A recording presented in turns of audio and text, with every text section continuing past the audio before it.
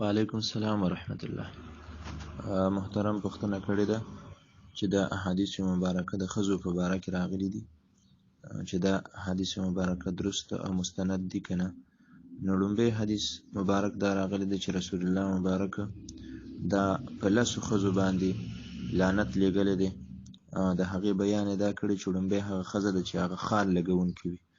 رسول الله مبارک فرمایي الله پاک په هغه ښځه لعنت ویلی دی چې خال لګوي یا غوښتنه د خال لګولو کوي په بخاري شریف کې. نو دا حدیث بالکل مستند دی. دویم هغه ښځې چې وریځي دا وکاږي. رسول الله مبارک فرمای الله پاک په هغه ښځه باندې لعنت ویلی دی چې د وریځو چې کوم ویښته دي دا وباسي. نو دا حدیث بالکل همدام په بخاري کې دی او دا حدیث مستند دی.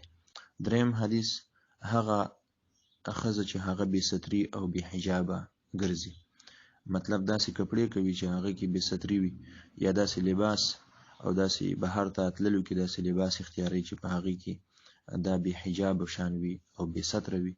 رسول الله مبارک فرمای چې هغه ښځې چې ظاهر کې پټې او حقیقت کې بربنډې وي نو په دغه باندې لعنت شوی دی. رواه احمد. بالکل دا هم مستند حدیث دی او دا ټیک دی. څلورمه هغه ښځه چې هغه د غاښونو ترمنځ چې دا کومه فاصله ده د غاښونه دا په ماشین باندې وتراشي او دا بیل بیل کې د پاره د زینت فاصله پکې راولي، په دغې ښځو باندې پیغمبر علیه السلام فرمایي چې الله تعالی لعنت لیږي. دا هم په بخاري شریف کې راغلی دی، مستند حدیث دی. پنځم هغه ښځې چې هغه ویښته د نورو سړو یا د زنانو په خپلو ویښتو پورې ولګوي او هغه ویښته په څه چل باندې اوږده کړي نو په دغې باندې لعنت ویل شوی دی.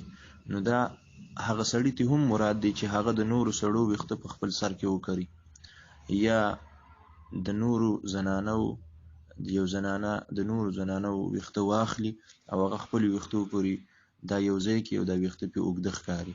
نو د دې نه منع کړی شوي د رسول الله مبارک دا پې بالکل په بخاري شریف او مسلم شریف کې لعنت لیږلی چې الله تعالی په دوی باندې لعنت وایي.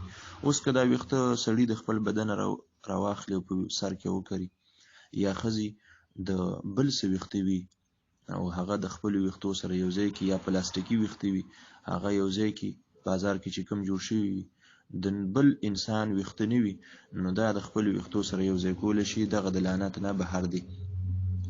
شپږم نمبر هغه ښځې چې خاوندان داتې ناراضه وي نو بالکل په دوی باندې د الله جل شانه لعنت او د فرشتو لعنت وي. رسول الله مبارک فرمایي کله چې یو سړی خپله ښځه بسترې خوب ځای ته راوغواړي او ښځه یې انکار وکړي او په دغه شپه کې میړه یعنې خاوند ترې ناراضه وي نو ملایکې تر سهاره په دې لعنت وایي. بالکل د بخاري شریف حدیث هم دا هم دی. اووم نمبر هغه ښځه چې د سړو سره په لباس کړو وړو کې دا مشابهت اختیاروي. رسول الله مبارک په بخاري شریف کې په هغې ښځو باندې لعنت لیږلی او په هغه سړو یې لعنت لیږلی کومې ښځې چې دا د سړو پیشن اختیار کړي، د هغوی لباس د هغوی چې کوم سټایل وغیره وي دا اختیار کړي. رسول الله مبارک په لعنت لیږلی او په هغه سړو یې هم لعنت لیږلی کم سړي چې مشابهت دا د ښځو اختیاري، ښځې چې څنګه وي د هغوی سره مشابهت اختیارول، داسې کپړې داسې ځان جوړول چې هغه د ښځو سره مشابهت لري نو رسول الله مبارک په لعنت لیږلی دی. خو په هغه ښځو هم لعنت دی کمې ښځې چې د سړو په شان ځان د هغوی سره مشابه کوي او د هغوی سټایلونه کوي. اتم نمبر قبرونو ته تلونکې ښځې. رسول الله مبارک فرمای چې کومې ښځې دا قبرونو ته ځي په هغوی د الله تعالی لعنت وي. نو د دې نه پردي قبرونه مراد دي. که یو سړی د خپل ذی رحم محرم قبر ته ورشي، خپل ذی رحم محرم زوی، خوریې، وراره وغیره، پلار، رور، دا خور، ورېره، خورزه، دې ټولو قبرونو ته که دغې ته سړی ورشي نو دغې ته په پرده کې که زنانه لاړه شي نو بالکل ورتللی شي، دعا وغیره دا ورته کولی شي.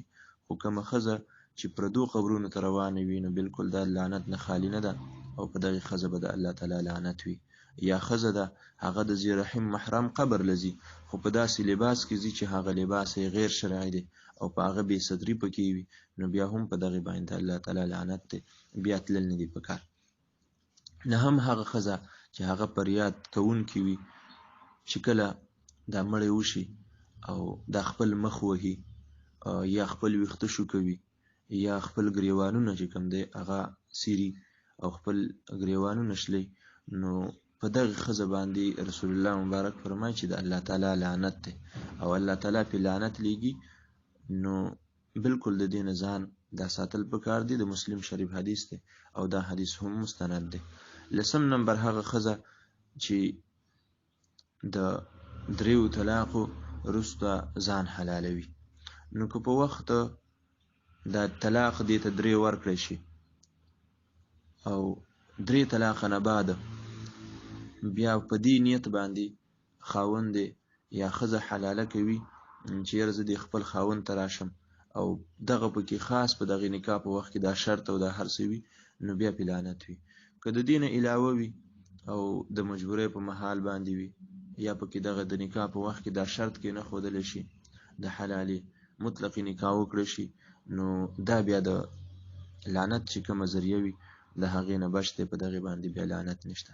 نو د دې نه علاوه ډېر سړي ډېرې ښځې هغه نورې هم دي چې په هغې باندې الله جل شانه دا لعنت لیږي. وعلیکم السلام.